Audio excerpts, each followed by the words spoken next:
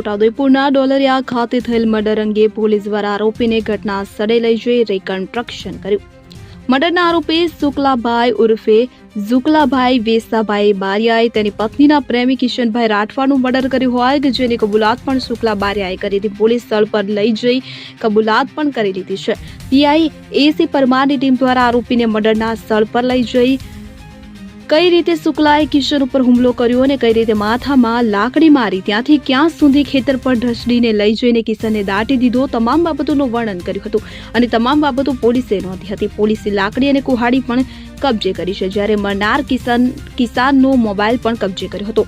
જ્યારે આરોપીએ ગુનાની કબૂલાત કરી લીધી છે. છોટાઉદેપુર તાલુકાના ડોલરિયા ગામ ખાતે કરુણ ઘટના જે સામે આવી છે, જેમાં નવા ગામ ના ભગત ફળિયામાં રહેતા કિશનભાઈ બચલાભાઈ રાઠવા ઉંમર વર્ષ 28 વર્ષનું શુક્લાભાઈ વેસાભાઈ બારિયા રહેવાસી ડોલરિયાએ તીક્ષ્ણ હથિયાર વડે ઉપરા છાપરી ઘા કરીને મોત નિપજાવ્યું હતું. જે ઘટનાએ સમગ્ર છોટાઉદેપુર પંથકમાં ચકચાર મચાવી દીધો છે. ડોલરિયા ગામના રહેવાસી આરોપી શુક્લાભાઈની પત્ની અને મરણ જનાર કિશનભાઈને મળવા સાથે જોઈ જતા આરોપી શુક્લાભાઈએ કિશનને પોતાના ઘરની જ પાસે આવેલ ઉકરડામાં મારીને દફનાવી દીધો હતો. જે અંગે પોલીસે જાણ થતા તપાસ શરૂ કરી હતી.